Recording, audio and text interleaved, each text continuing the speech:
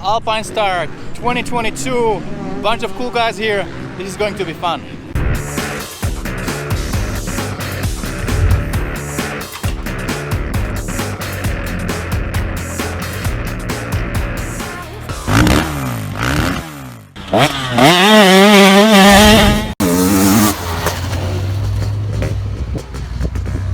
It was like Jett Lawrence on CR500. This guy built right here. What's up, everyone? Yeah. I mean, he's gonna do it justice. I'm just a C-class dirt guy, so I just get tired quick, but I can build him. And I think he's gonna be stoked. Cool. Let's see how he looks. Skip 125. He went 85 to 250F. He hasn't spent any time really on.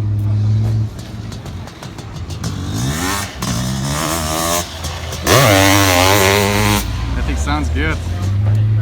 She runs clean.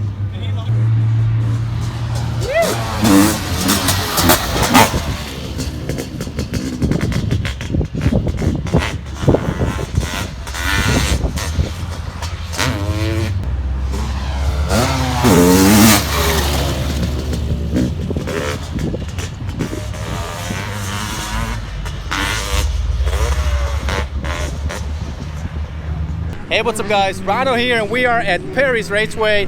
Alpinestars has their demo day for 2022 gear. We have all the Alpinestars sponsored racers here. Eli Tomac, brothers from Australia, Jett and Hunter Lawrence. Then we have Chase Sexton here. And we have Mark here from Dirt Bike Magazine. How's it going? What are we doing a video on? You still have my bike, right? I do, I think so. I'm not sure, and it might be good enough to where I might not have it. Check your garage, it's somewhere there under the blanket. Yeah, no, we're looking forward to doing that video with you later. Yeah, cool. So we're gonna have the video with Mark coming soon.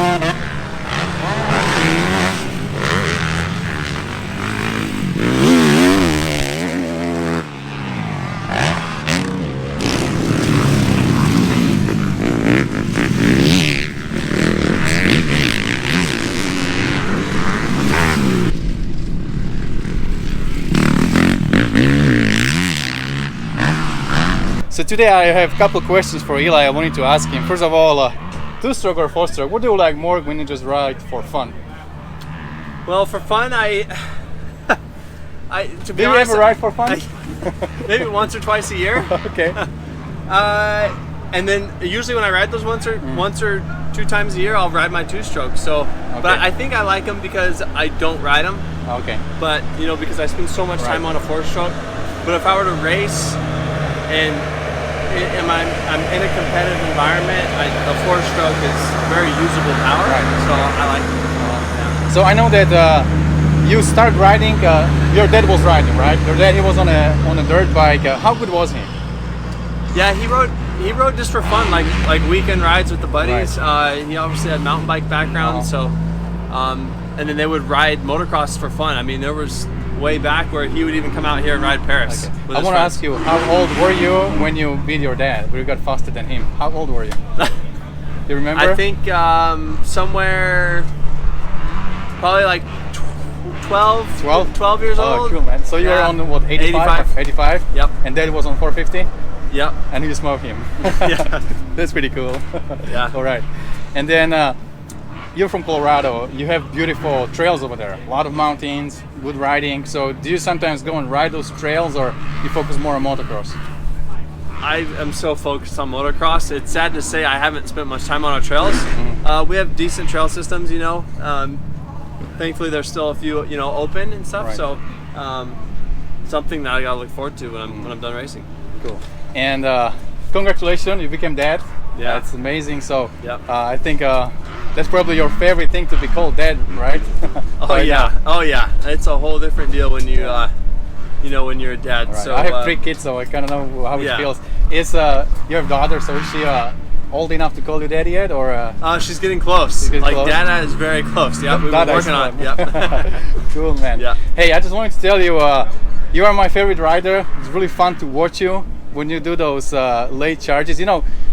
I even like when you don't have good start, because then I can really watch him to go through the pack, and it's just so much fun. And watching you ride, man, I'm always thinking, what is it that is so different about you guys? Like, how can you ride on the edge? How can you ride so fast? Yeah. Like, I'm not a fast rider at all. I'm somewhere, you know, like a novice on the track, and there are like the super fast guys on our track where I go. They smoke me, they lap me all the time. Yeah. But then you smoke and lap them all the time. Yeah. So what is it, man? Is it some kind of special ability that you have, or is it just a lot of training? Even on your pack of 40 people, there's like 10 people in the front, and nobody can match them. So what do you think is that extra thing that you guys have? Well, for one, it's starting at a young age, and then repetition, and then trying to do the right thing. I think technique early on is very important, because it's like you can get to a certain level, right? But without that, I don't know, that good feel or that good technique, that can limit you. So you start just so early now. Is what it seems like. You know, we're racing nationals when we're 8 years old. What was your first bike when you started? PW50. And you were like, what, 4 maybe? Yep, 4. Okay. Yeah. And so it just like becomes second nature, and then at this point it all feels automatic. But to get to this level, it's the combination of everything. Cool. Of training, you know, the repetition, the technique, all of it. You have to be a little bit crazy too. Yeah, and then probably just a little crazy.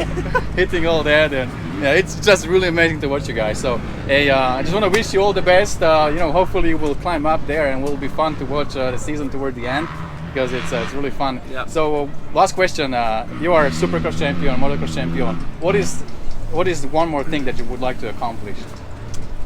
Well, I still like racing, so I mean, like you said, I have accomplished those goals. One accomplishment I don't have is a win at Nations. So I haven't won there yet. Really, I still love to do it. So I don't really have like this certain goal. I love racing still. I like the challenge of trying to win races, and that's what I'm going for. Cool. Yep. All right. Well, thanks a lot. Appreciate it. Cool. All right. Thanks. Thank you. Here, let me show you what we have here.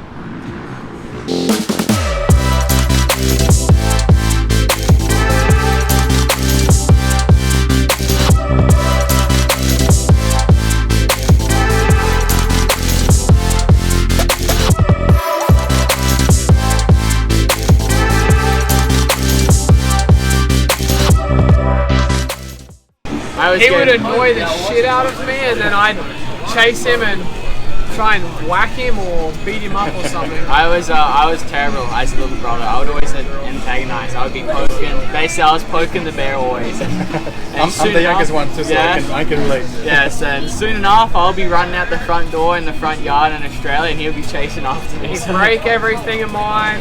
He'd break it. He'd use it and leave it somewhere. Or did you take blame for him? Like they told you, you are the older one, you should know how to do it. Oh yeah, for sure. But like, I never took the blame for him. I'd always blame him. Then, all right. So, what's the age gap between you guys? 4 years. All right. So, how old were you when you first passed on the motocross track? Awesome. Yeah. It would be this year. Maybe this year. No, it's probably this year, because we haven't really properly raced. Like when I went pro, he didn't like. But when you just train, when you ride at home or something, you know, like you started on like what little 50s when you were like 4 or 5. I never passed him until recently. Oh really? Yeah. It wasn't honestly, it was probably Millville, right? When Probably Millville is probably actually the first time I passed him. Because like in training we normally don't go right on each other, like. So yeah, probably then. It's fun to watch you ride, and we kind of love to see that, you know, the brotherly, the rivalry there, but also, you know, the love and all that. Yeah, so it's cool things to see. Who said we loved each other? I'm kidding. You don't see them very often. Don't see that. Yeah. I have a couple questions. What's with that chain? What's the story behind it? I don't know. I prefer chains, and he prefers watches. So I think it's just I just like chains more than personal preference. Yeah, it's a personal preference. Because I see it all the time. Yeah, I don't wear it much when I race. When I race, I take it off. But yeah, going out to that park and then regularly, I just wear it. It's so cool. Hey, since you guys are from Australia, you still speak English, but is there any other language you guys speak? He speaks quite a few. Yeah, a little bit. I can speak. I used to be able to speak German pretty okay when we lived in Europe, and now I've kind of picked up French. My wife's Swiss, and she speaks French, so Swiss French. So yeah, I'm kind of like not the best, but I can talk a bit of French and German. That's great. Me, not so much. When I was in Germany, I was trying to learn, and because I was surrounded by guys, they would just teach me bad words. So, That's usually how it goes. yeah. So which countries in Europe you guys lived in? What was your favorite? First year was in Holland. Second year we were mainly in Belgium, but we would go from Belgium to Germany a lot. We would go out to Germany with Heiko Klapka and stay at his place quite a lot of the year. For the second year and the third, like quite a bit. Yeah, I'm from Europe too, so how do you guys like Europe? Life in Europe? I love it. Nice. Fun, We right? spent quite a lot of time, like a little bit everywhere, you know, like we spent time in France, we spent time in Spain, we spent time, like I spent time in Switzerland, I love Switzerland, in Germany, you know, kind of like a little bit everywhere. So it was tough for us living there, but I love it whenever I go back because we have all our friends there and stuff, so like I really enjoy it. So tell me, how was it? You guys were like 4 years old, you start riding a dirt bike. At what age you said, okay, we're gonna all in, you're gonna pursue this dream, you're gonna go and move? Your parents supported it. Was it hard to make them do it? It was. We didn't.